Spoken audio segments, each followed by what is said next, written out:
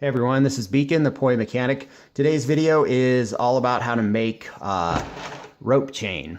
This is something I came across many years ago, and I have been using it religiously up until I found Technora. I still love this stuff on my backup Poi. It's amazing because it acts like rope. It's really nice and smooth on your hands, especially if you do the proper, make it properly. If you do orbitals or anything like that, and you like to, do orbitals, you'll love this stuff because it catches way better than any other chain out there, like the dog chain and stuff that most people use on their Poi or ball chain. It doesn't quite catch like this. This stuff really works.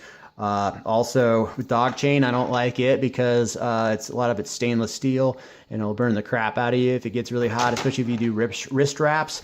I do wrist wraps with this stuff all the time, and the way this is made, for one, the materials it's made of keeps it from getting too hot like stainless steel, but the way these links are put together, it also helps with dissipating the heat really well so you don't get chain burn.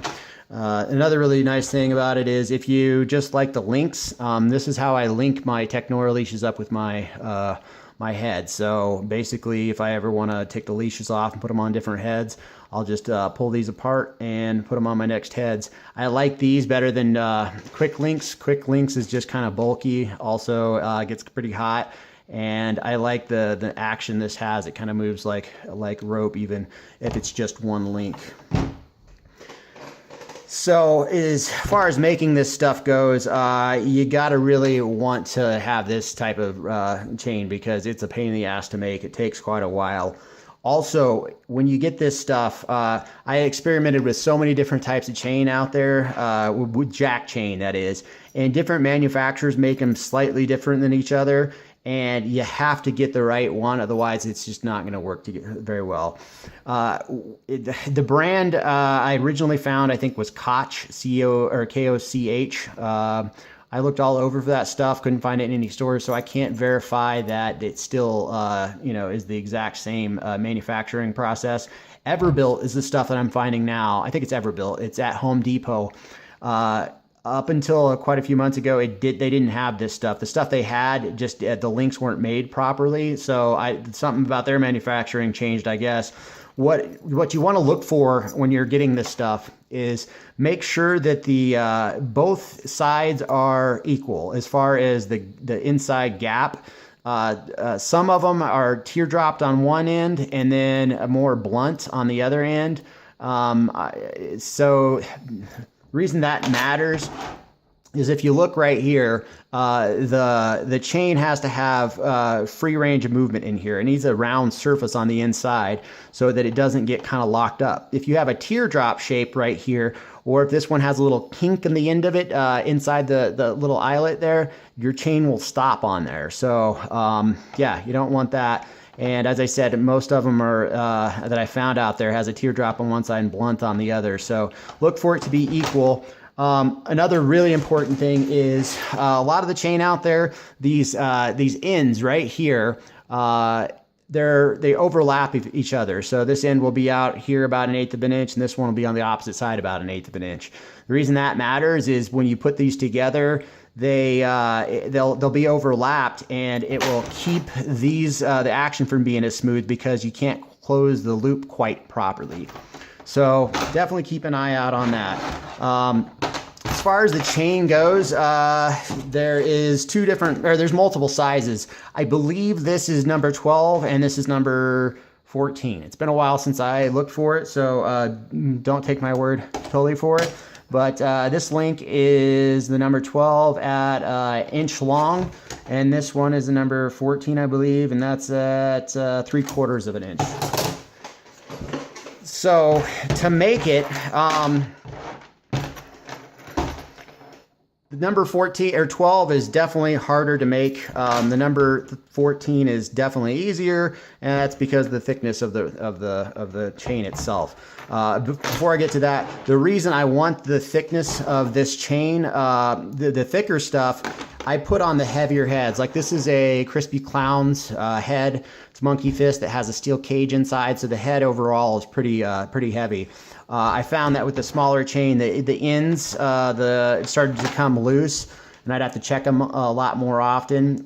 With the bigger chain, this stuff doesn't come loose. I never have to check my links. It's wise to always check them though before any performance. The smaller stuff I was using on this head, which has had its use, as you can tell. This head was a monkey fist inside of a monkey fist, so it was a lighter altogether. And yeah, so anyways,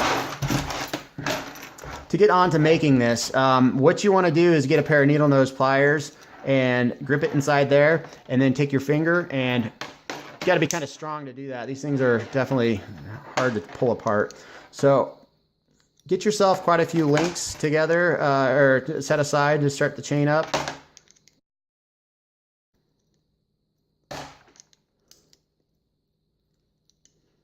Now, I'm a perfectionist, so I like my chain being really smooth, and I like all the links to be perfectly, perfect. So some of this stuff can get kind of nicked up if you use needle nose pliers that have grip in there, or teeth. So I just kind of dremelled mine out so they're more rounded, like this is here.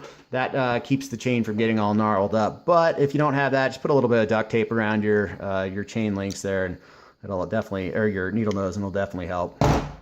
Also, to make this action really work well, the chain action or the rope-like action, I make sure that my links are perfectly 90 degrees to each other. So as you can see right here, is if I'm holding the pliers straight, you see how that one kind of goes out at an angle like that?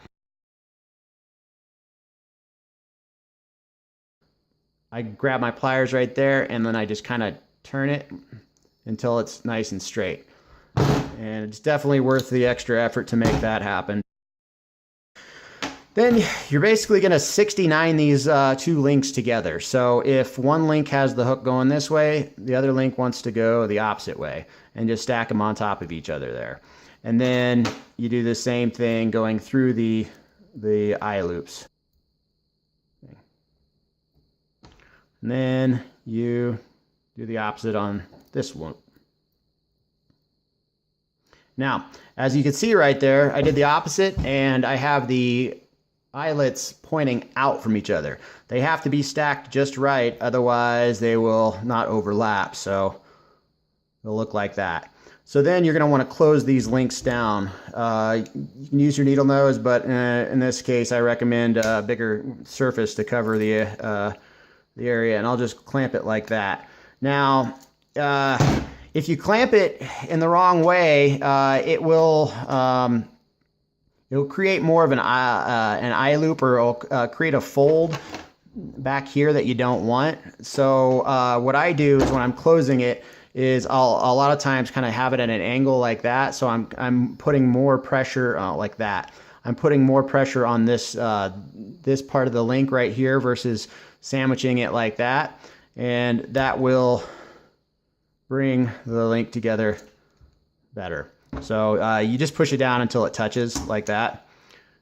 And anyways, yeah, you just keep stacking the chain like that, and you'll have nice rope chain. After you're done with it, just kind of play around with it, make sure there's no catches. If there's catches, just kind of look closely at it. You'll notice what's making the catch, like this chain right here.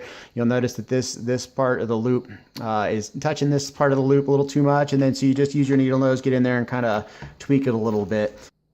Just a quick note on this chain, just the nature of the chain, it'll get kinked like that once in a while when you're spinning. If it does that, just do a quick pop on the chain or do a stall. It'll knock that out. I don't notice it happen as much on the smaller chain, but it does on the bigger chain once in a while. So if it does, yeah, just do a quick pop and it should be good. Yeah. I think that is it. So yeah, I hope this helps somebody. As I said, this is great stuff. I really enjoy it. Anyways, if you have any comments, please leave them in the comment section below. And please like and subscribe to my videos. I'll have more coming out soon. Thank you for watching, and have a good day.